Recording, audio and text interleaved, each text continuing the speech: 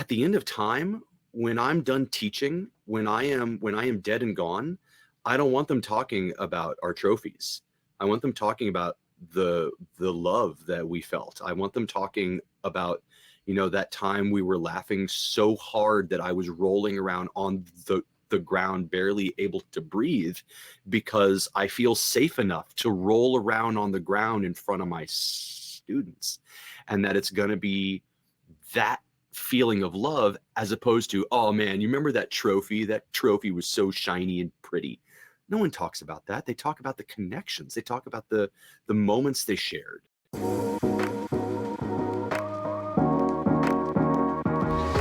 Hello and welcome to Love as a Business Strategy, a podcast that brings humanity to the workplace.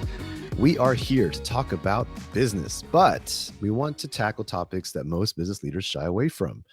We believe that humanity and love should be at the center of every successful business. I am your host, Jeff Ma. And as always, I love having these conversations with real people doing real things out in the real world.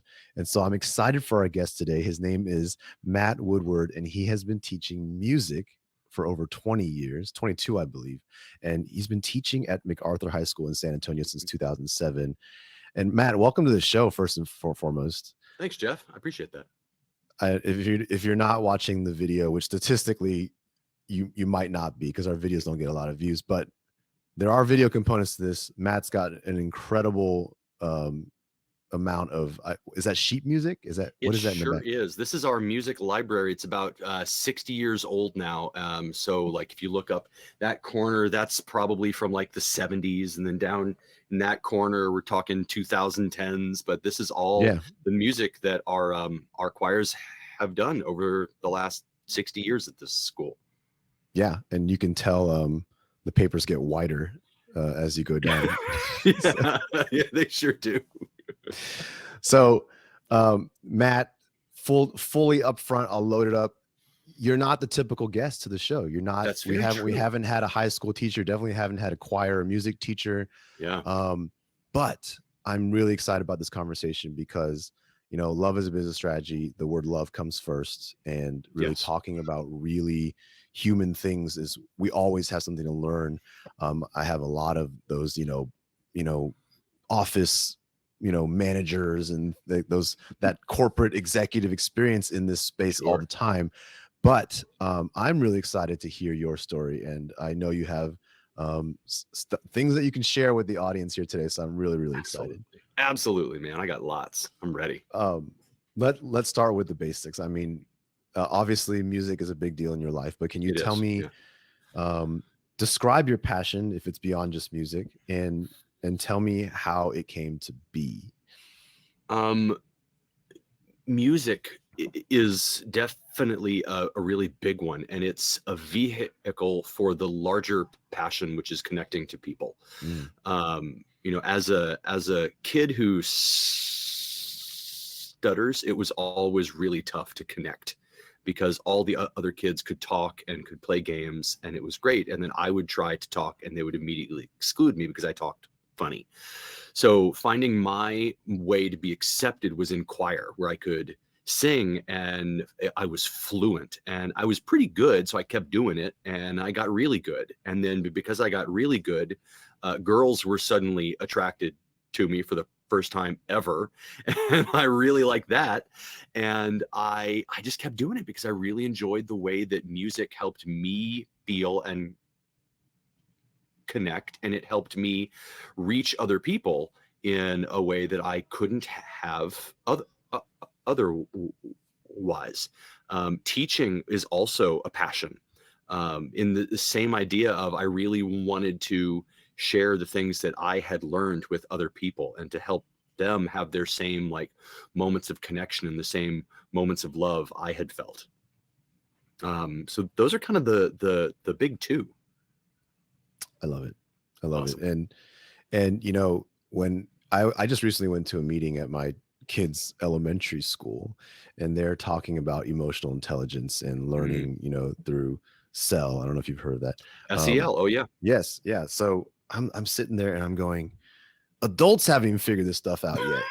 I know. They're like, talking about vulnerability based. They're talking about all the stuff that we Oh my wrote about gosh. in the book. And I'm just like, yes, like it needs to start from a younger age. We need to Yep. be talking about kids, about their emotions, their feelings, and making them whole individuals. And so, yeah, like go on. Sorry, I'm talking on and So on. You go. that needs to be more important in more classes and in more fields. And I think part of the issue with a lot of programs and a lot of education currently is that it's results driven. And for social emotional learning to take place, it has to be the day-to-day grind has to be the goal. The road that you take every day with those kids is the goal. It can't just be teaching them to the test, or for us, it's teaching them to the performance. You know, it can't be all about let's get that great concert and I don't care what it takes. No, you absolutely should care what it takes to get that great performance out of your kids. We were just talking, in fact, because I had told all of my students I'm going to be on this business podcast talking about love, and they went, "That's cool and random." I said, "Yeah, it is." And I was asking them, like, what are the things that you guys see that we do in this program that don't occur in other programs? And the responses were really cool, because none of this is arbitrary or accidental. It is absolutely intentional and on purpose. And it was things like, the environment in this class is so welcoming. It's like an open door and a warm hug at your abuela's house with like fresh tamales on the stove. And it was, they see that we respect them, the student first, and because we respect them and who they are, they in turn respect us. And it's not the other way around. It's not the old, you show me respect and I'll respect you. We give it first. They told me that they like how we treat them like people and human beings and individuals, and not just students or the same type of kid that comes in every year and we just typecast them. We don't do that. We see each individual kid. We're vulnerable with our students. My co-director and again, and I both work really hard to let these kids know who we are and what we have been through, so that they feel empowered to come to us and tell us what they are going through also. And it really pays off, because when things get tough, when it's contest time and when it's time to push, they know that we're pushing them with love and from a place of real caring that isn't only, well, I want to get another trophy. I don't need another one, man. I got plenty. I want these kids to come out of here as great people. That is way more important. And they know that because it's intentional love that we talk about. And again, makes these kids do acts of love on our campus. It can be as simple as writing a note to a person that you care about, and just say, "Hey, I hope you're having a great day. I love you." Note. Easy. Yeah. But it's intentional. It's gotten as big as we go and feed the homeless a couple of times a year. And not everybody can go, but it's open to whomever wants to come out and help out on that day. And Anna really brought in the intentional action. Before she was here, we had a culture of love, but it was less of an intentional one. She really brings out the action that needs to occur in a continual culture of love. I love that so much. And if you're listening and trying to draw the connections, I'll spell it out for you. Matt, you work with high schoolers for the Yes. most part, and Yes, I do. these are young adults. These are Yeah. people making decisions in their lives, going through stuff, and somewhere along the lines, in the corporate world or in the business world, we are taught something otherwise. And as Mhm. a teacher to these students, we also in the workplace have leaders to their team, to their the people who work for them, if you will.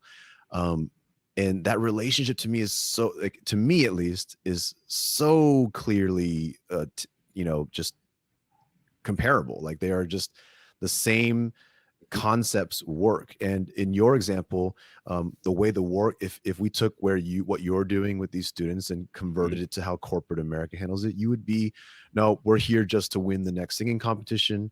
We're here just to get better at singing. I only want to hear your voice. I don't want to hear anything else. I just want to hear you sing those notes. I want you to go home and practice. And that's the equivalent of what we kind Yeah, of do in the workplace, right?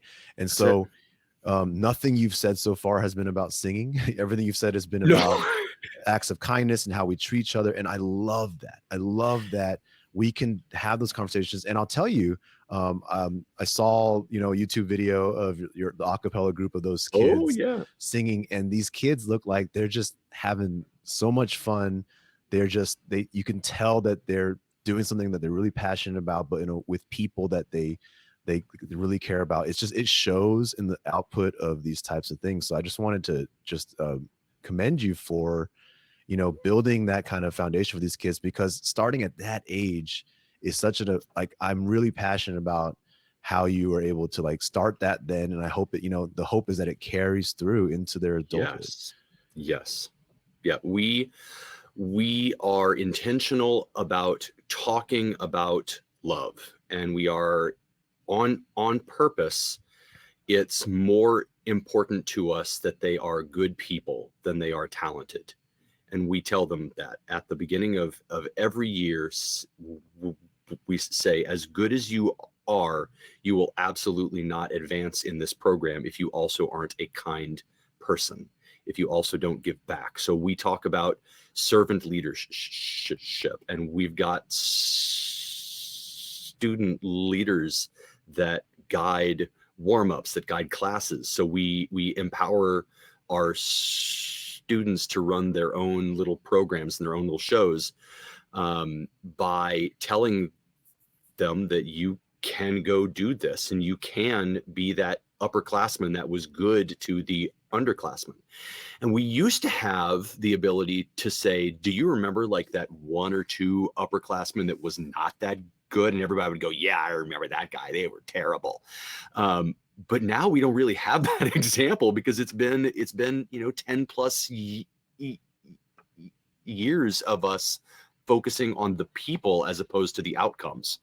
And that's allowed all of our underclassmen to look up and see that the upperclassmen support them and cheer them on and consider them as equals.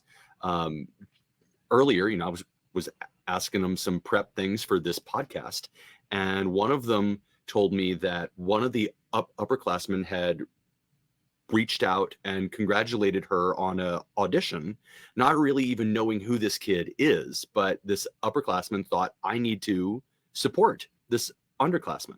It wasn't a thing I told them to go do. It's just, they know that that's the culture. They know that they want to pass down the culture of supporting each other.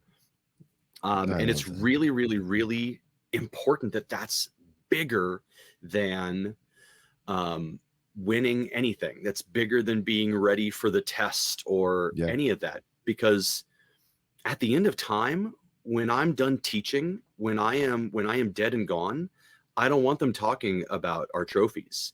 I want them talking about the love that we felt. I want them talking about, that time we were laughing so hard that I was rolling around on the ground, barely able to breathe, because I feel safe enough to roll around on the ground in front of my students.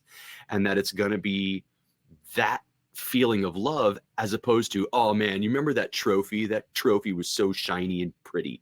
No one talks about that. They talk about the connections. They talk about the moments they shared.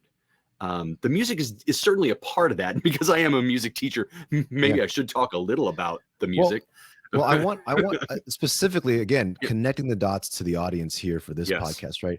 I really want people to understand that if you really kind of empathize with what we're hearing from Matt here, um, if you put yourselves in the shoes of these high schoolers, these music competitions and these performances are a really big deal. I mean, they Yeah. are. I just want the context, because as adults, you might say, "Oh, Yeah. kids and singing competitions, whatever." But like at this point in your life, there's nothing bigger going on. You really, really want to Yeah. succeed, and what Yeah. we're hearing is, comparable to the big thing we got to do at work, Yeah.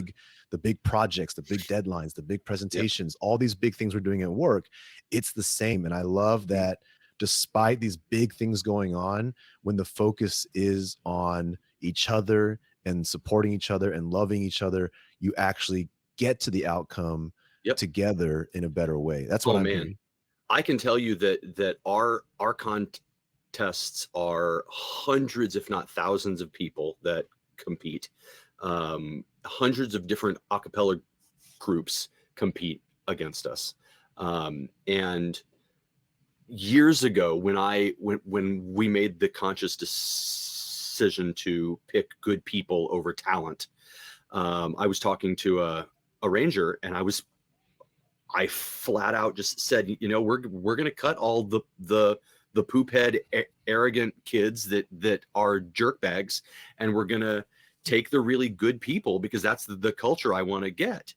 And he said, "They sound good?" And I said, "I don't know yet, man. We're gonna find out." And we did. We did sound good. It was a rough road. I'm not gonna lie to you. There's some videos out there you can dig up of a couple of, like, oh man, those were some fun choices that they made. But we have consistently ranked in the top 10 in the country.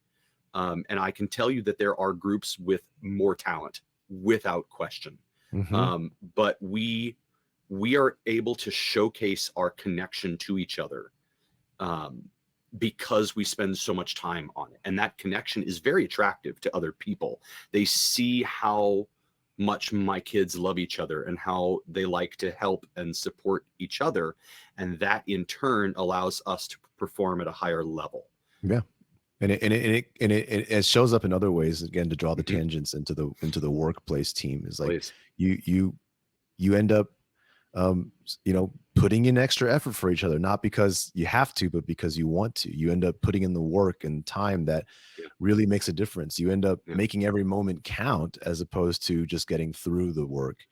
And it creates that environment where you really are there to make sure your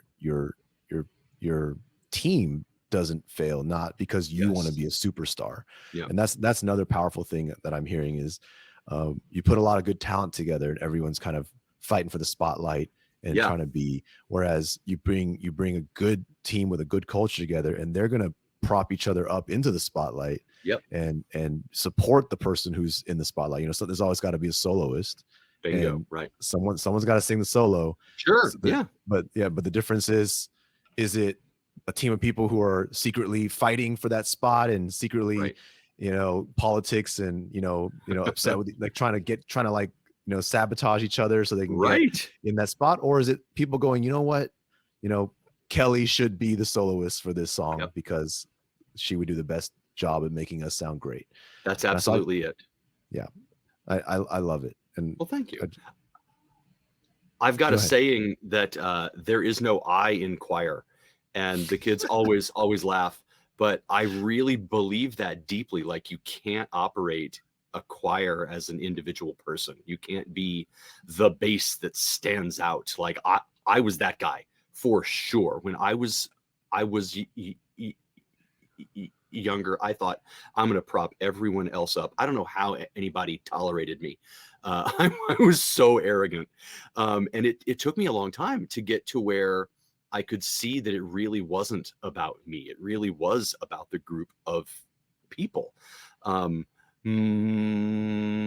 My wife is an absolutely amazing teacher, and she's a reason that I feel like I'm able to express love with these kids because of how she teaches them.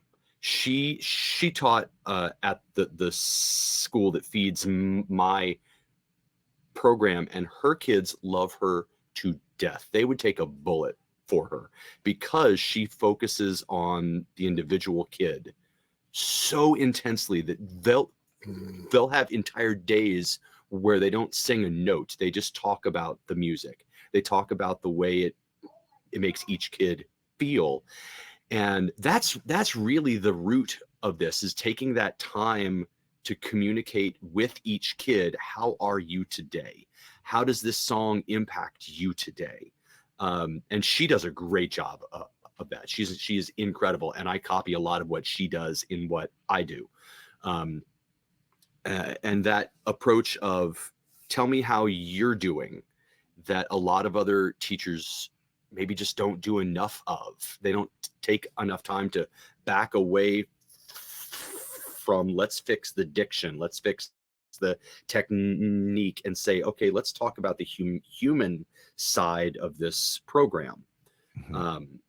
That's, to me, it's so much more important to do that. I think for me, it began with a really kind of cheesy song, but The Climb by Miley Cyrus and my group back in 2011 that performed it. That song gave us the vulnerability to talk about our own individual climbs and our own individual problems. And so I think, I don't know how it began, but it got to a point where we would take time every day to talk about each other's climbs. And it was with no judgment, and it was with no correction of, well, have you tried doing this? Have you tried smiling? It was none of that. It was just, I'm a person, I'm vulnerable right now, and I'm opening my problems up to you. And the reaction was no judgment, just support of that person. And that was a pivotal point for us. I'm honestly just working through different emotions right now and feeling on it. One of them is like jealousy. Like where was this in my high school Seriously experience? Because that's just something that we kind of have to unlearn nowadays in order to get to, which is so much harder than just having it available to us when we're young.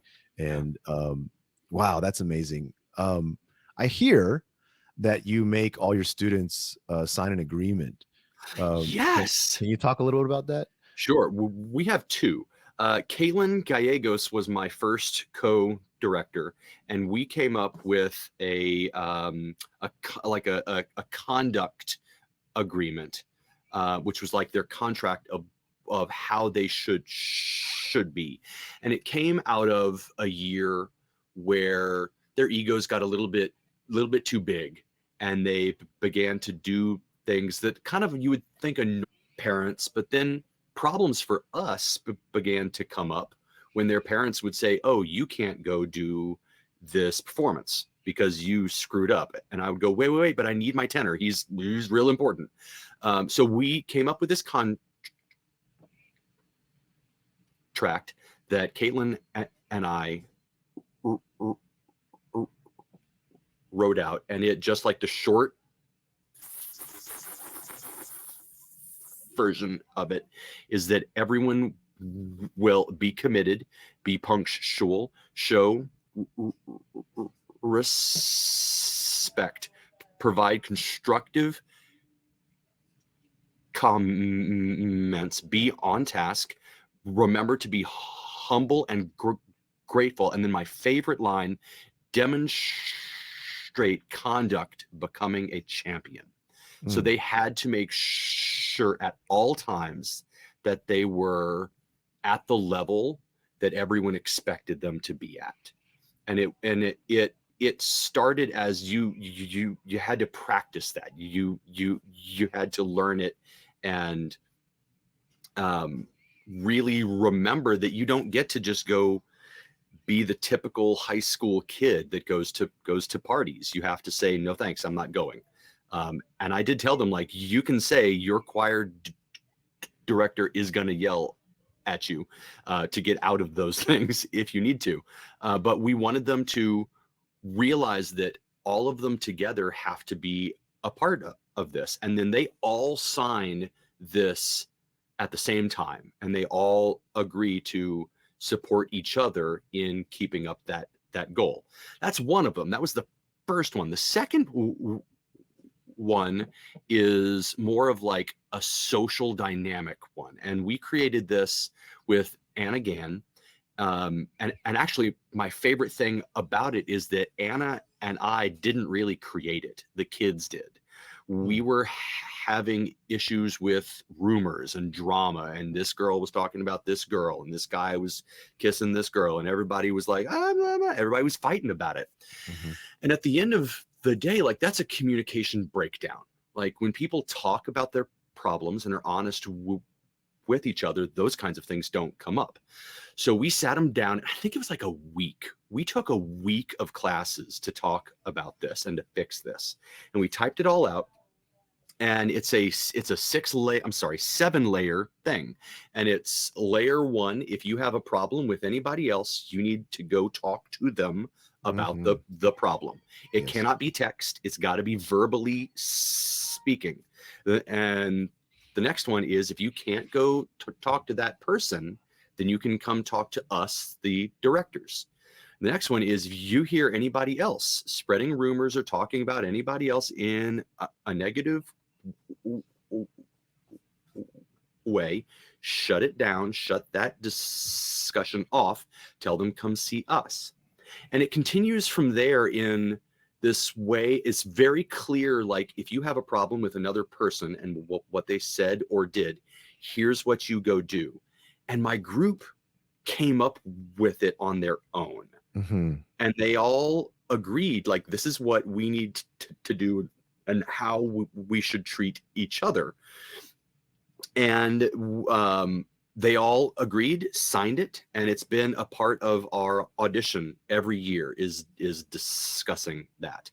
And I will tell you, it works beautifully. Well, please.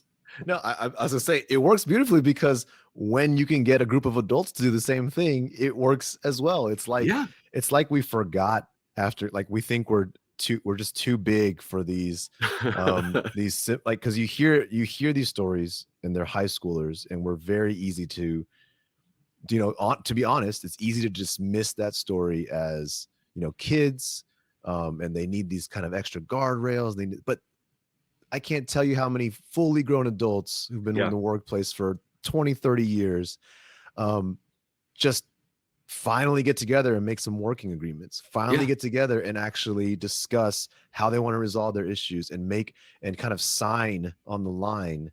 And I can't help but contain kind of like my kind of, I just love this conversation because, like, I'm really connecting the dots in my head right now. Where between high school, where between childhood and where we end up as adults, do we lose a lot of this? Where do we kind of lose sight of kind of how it can be? Because I would argue, and you can please validate this for me, that high schoolers, yes, there's a lot of stuff going on. That's a very interesting time in life, but for the most part, it feels like they're still kind of trying to at least be or bring their whole self, wherever they go. Yes, there's a lot of pressures of social things creeping in, but in that youth, we're still trying to figure all that out. So, I feel like between then and then adulthood, we create the second persona that we need to be for others to fit some sort of mold, and we get good at it. We get really, really good at it. And I like that high schoolers aren't very good at it yet. So that's a good way to put it. Like, they're not good at it yet. So like, we're trying, but we suck at it. So we end up having these opportunities to be ourselves and real in these spaces. Is that what you're seeing? Absolutely. Absolutely. And I see that something happens probably right around like the end of high school, beginning of college, and certainly as they are trying to get a job where they think they have to become something that someone else wants them to be, as opposed to just being who they are. And that's both. There's a double-edged sword in that. Like, if you want to join a really great company, they're probably looking for a specific type of person. So you put on the suit and the tie and you try to be that person. But if you're not true to who you are at your core, then that company, at some point, there's going to be a breakdown. And we try to build up who these kids are organically and tell them that they are beautiful and they are amazing as they are. And a lot of our kids go on to be really successful because they have a strong sense of who they are right now. And it just grows from that point. Yes. So much of the work I do is trying to figure out who these people, like, so much of the work is around introspection. So much of the work is around figuring out your self-awareness, because we've lost ourselves in the adult world. And man, I cannot, like, this makes me want to, like, I don't know what, I'm working through some feelings right now. This is right on. That's what I do to people. I you know, our acapella group is PFC, and there's like this running comment about what it really means, like, what is PFC? And recently it's been people frequently crying because we very often cry during class, a lot. Like, we bring tissues on days, and I will tell them, hey, don't wear eyeliner because I'm going to break you tomorrow, and we are going to break down those walls and we're going to cry. And they know it. The freshmen don't. The newbies will come in and be like, are you really going to make us cry? And I go, yes, I am. And we delve into the emotion of the music, the emotion of how things connect between us. And sure enough, everybody is crying and they love it. And I think something occurs where we feel like once we become adults, we've got to be tough and we can't cry and we can't feel. And that's a load of garbage, man. We got to keep feeling. We got to keep crying. It's so cathartic. It's so healing to get those emotions out. Yes. I mean, it's in our society, right? We're saying, don't be a crybaby. We're saying, toughen up, man up. And toxic masculinity. Walk it off, rub some dirt on it, all of that garbage. I wish we had more time, because to be honest, I want to just be a high schooler right now and like go to San Antonio. Come on, man. And then Come on enroll down in your school. I want to experience this. It sounds incredible. But Matt,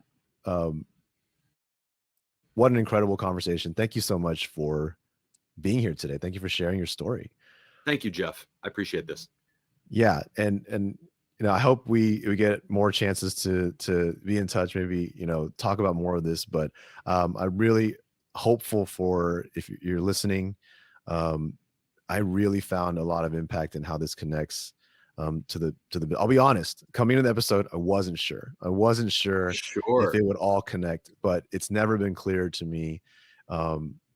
This was great. So again, thank you so much. This is a really good conversation. Thanks, Matt. Thank you, Jeff. I am so honored to be able to share.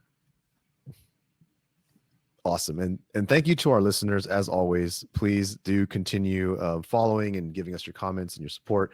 If you haven't checked out the book yet, Love is a Business Strategy, available on Amazon, other online retailers, and subscribe, rate, tell your friends. I'm sure there'll be maybe a high school choir listening to this episide pretty soon. You betcha they will. You betcha.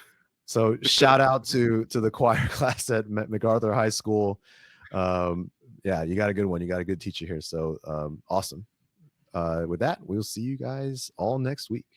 Have a good one.